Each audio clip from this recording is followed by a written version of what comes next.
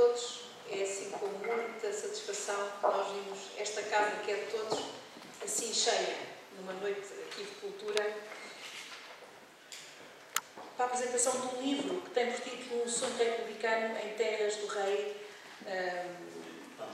Vamba, cujo autor está aqui à minha direita, que eu aproveito para cumprimentar uma saudação muito especial ao Dr. Vasco dos Santos e também uma saudação muito especial ao Sr. Benjamin Carvalho, que me convidou para estar hoje aqui com ele no lançamento deste livro, um livro cuja obra foi compilada por seu avô. E, portanto, cumprimento também o bisneto e o neto deste avô, que é a personagem principal deste livro. Então, pessoalmente, e ainda na qualidade de Presidente da Edilidade Saarina, saúdo a todos nesta sessão solene de lançamento em Setúbal do mais recente texto ficcional de Vasco dos Santos, trabalho com significativo título Um Sonho Republicano em Terras do Rei Vanda. O autor da obra, que nos é dado a apreciar, Vasco dos Santos, são devidas, em primeiro lugar, as nossas palavras de reconhecimento. Permitam-me ainda, minhas senhoras e meus senhores, que endereço uma felicitação especial à editora Sinapis, que logrou colocar nas bancas o significativo título que hoje aqui se apresenta.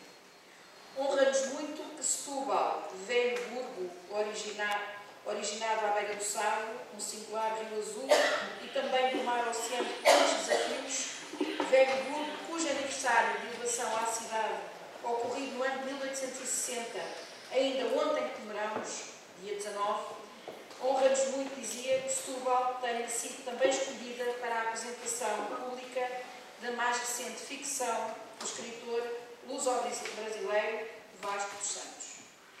Para lá da importância e dos significados literário e histórico da obra Um Sonho Republicano em Terras do Rei de Vanda, sobre os quais nos falarão com propriedade os convidados presentes e dos quais também vós, futuros leitores, darão testemunho, queremos neste ensejo sublinhar alguns aspectos que se nos afiguram pertinentes. Vasco dos Santos, natural de uma pequena aldeia de Idanha Nova, Alcafozes, português, radicado no Brasil, país irmão que Álvares Cabral proclamou ao mundo no ano memorável de 1500, surge-nos como autor de uma vasta e apreciada obra editada. Propõe-nos assim refletir, uma vez mais, sobre a República, sobre o maturado processo de substituição do poder monárquico pelo republicano. Conjugando estes dois importantíssimos aspectos, permite-me, perante tão ilustre e ilustrada audiência, desenvolver aqui brevemente duas ideias.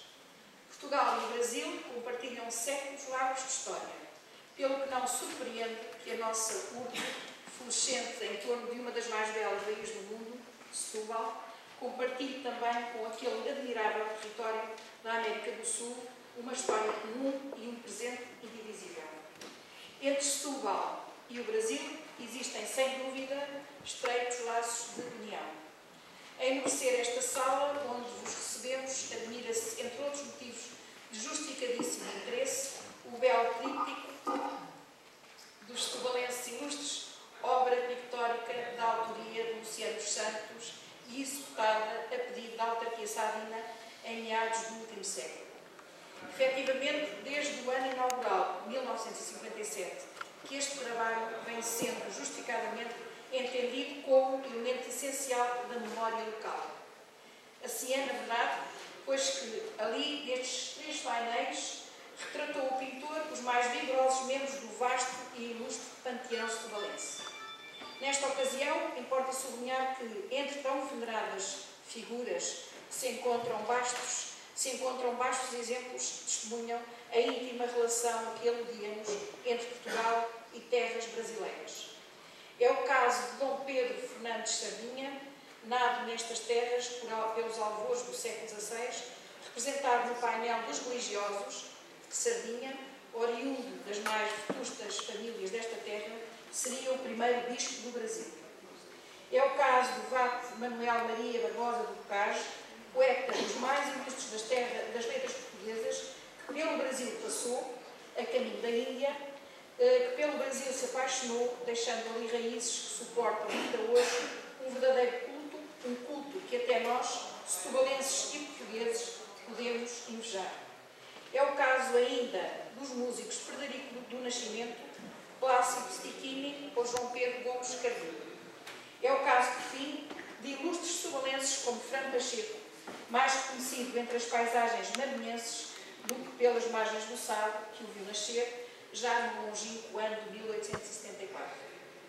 Em conclusão da ideia enunciada, e continuando a seguir o título que Vasco dos Santos hoje nos propõe, trago à lembrança, como se tal fora necessário, que as gentes saarinas foram pioneiras no movimento social e político que levaria à implantação da República a 5 de outubro de 1902. República que, sublinhe-se, chegou a Setúbal de véspera, na noite de 4 para 5, tendo a cidade participado febrilmente nesse momento revolucionário inovidável. O novo regime, implantado a 5 de outubro, tinha raízes profundas. Nos ecos da Revolução Francesa, da liberdade querida e suspirada por Helman Sabine, cantou nos ideais de Paulinho de Oliveira, nada criado em Setúbal e que o Brasil deveria morrer, os ideais que o já referido Franco Pacheco tão demodadamente defendera e pelos quais se exilara em terras de Veracruz. Setúbal fora, aliás, pioneira também na construção de novo ideário. Fundaram-se os jornais de Paris, expressamente ou não republicanos, nos quais as novas ideias eram acaloradamente discutidas. O Partido Republicano, para mais, organizar-se-ia aqui, muito precocemente, na certeza de que entre estas gentes, operários, jornalistas, pequenos e médios comerciantes, encontrava uma segura base social de apoio. Enfim, são inúmeras as personalidades ilustres e a unir-nos. Há memórias que nos são comuns. Há poetas que partilham mágoas em ambas as margens do Atlântico. Bocage foi um deles. E a este propósito é bom lembrarmos de que foi no Brasil, ainda que sob a influência de um português ali radicado, que nasceu a ideia da construção de um monumento ao cantor do Pátrio Salto. E que foi daquelas longínquas terras que chegou o dinheiro necessário para a construção do monumento em memória do imortal sonetista. Monumento que se ergue aqui ao nosso lado, no centro da Praça do Bocage. A intensa comunicação cultural, social e histórica entre os cidadãos brasileiros e portugueses tem sido, pois, uma constante, uma imutabilidade incrementada nos mais recentes anos.